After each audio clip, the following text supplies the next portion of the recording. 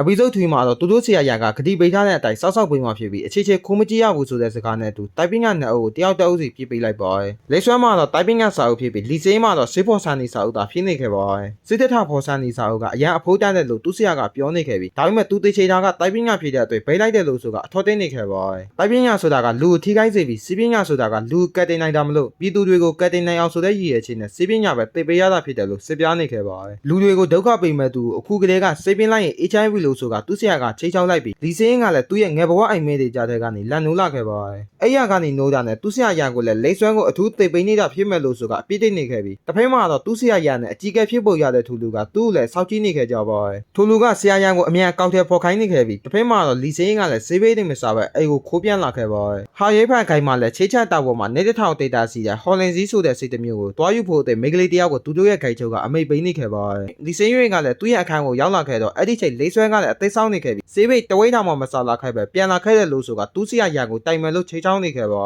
လီစေးရွေးကလည်းလိတ်ဆွမ်းကိုထုံးစံတိုင်းသူ့ရဲ့ဆရာကိုမပြပြဖို့တဲ့တွားဖားနေခဲ့ပြီးလိတ်ဆွမ်းလာရတဲ့အကြောင်းရင်းကလည်းအခုတလောသူ့ဆရာကတာအောက်ကိုဆေးသွားခဲ့ပြီးပြန်လာတော့လည်းစိတ်ဆိုးနေကထမင်းလည်းမစားတာဖြစ်လို့ထူးဆန်းနေတယ်လို့ပြောပါတယ်လီစေးရွေးကလည်းသူ့ရဲ့အခြေစရိုက်တိုင်းပဲသူ့တိုင်ပင်းကတိတ်ပိတ်ချတဲ့စိတ်များဝေလာတာလားဆိုကသူဖြစ်ချင်နေတာတွေကိုသာဆောက်ပြောနေခဲ့ပါတယ်လီစေးရင်အတွေ့ကတော့ဂိုက်ထဲကိုစားရောက်ပြီးကတည်းကထူးဆန်းနေခဲ့တာဖြစ်ပြီးခဏနေတော့ဆရာရန်ကိုလည်းအဘိုးကြီးကဘယ်ခိုက်ကဆရာနဲ့တူလို့လဲဆိုကပြောနေခဲ့ပါတယ်သူကျန်းလူမျိုးကိုရောက်ပြီးကတည်းကအခုချိန်ထိတိုင်ပင်းကတကွေးတောင်မှမသိပေးပဲရာနဲ့ချီတဲ့စိတ်ဆအုပ်တွေကိုသာအုံနောက်ချအောင်အထိအလော့ကျိတ်ခိုက်ပြီးအလောမရရည်လဲတောက်ပေါ်မှာဆေးဝေးတွေတွားခူရတယ်လို့ဆိုတာသူ့ဆရာကိုအပြစ်တင်နေခဲ့ပါတယ်သူ့ဆရာရန်ကိုလည်းအဖျားလုံးရိပ်ပြူးစုမဲ့သူမစီမကိုကြောင်းနေတဲ့အတွက်သူ့ဆေးပညာတွေပဲတိတ်ခိုင်းနေတာဖြေးလိုက်မယ်လို့ဆိုတာညံများလိုက်တဲ့အဘိုးကြီးလို့ပြောနေတော့ဆရာရန်ကလည်းရောက်လာခဲ့ပါတယ်အားလုံးကိုကြားနေတဲ့သူ့ဆရာရန်ကိုလည်းလီစေးကလေးလေတယ်လို့ပဲသဘောထားလိုက်လို့ဆိုတာအချိုတန်းနေခဲ့ပြီးသူတို့ရဲ့ဆရာရန်ကတော့နေအောင်စလုံးကိုထွင်းလာဖို့ပြောလိုက်ပါတယ်ကျန်းလူကိုရောက်တာဘလောက်ကြပြီလဲလို့ဆိုတာသူ့ဆရာကလိတ်ဆွဲကိုမေးနေခဲ့ပြီးလိတ်ဆွဲကဆင်းနေကြပြီလို့ပြောလိုက်တော့အဲ့ဒီချိန်လီစေးကလည်းဆင်းနေတောင်မှကြာသွားခဲ့ပြီးအငွေးတပိတ်တောင်မှမသိပေးသေးဘူးလို့ဆိုတာတိုးတိုးလေးပြောလိုက်ပါတယ်အဲ့ဒါကိုကြားသွားတဲ့သူ့ဆရာကလည်းမေးတဲ့အခါ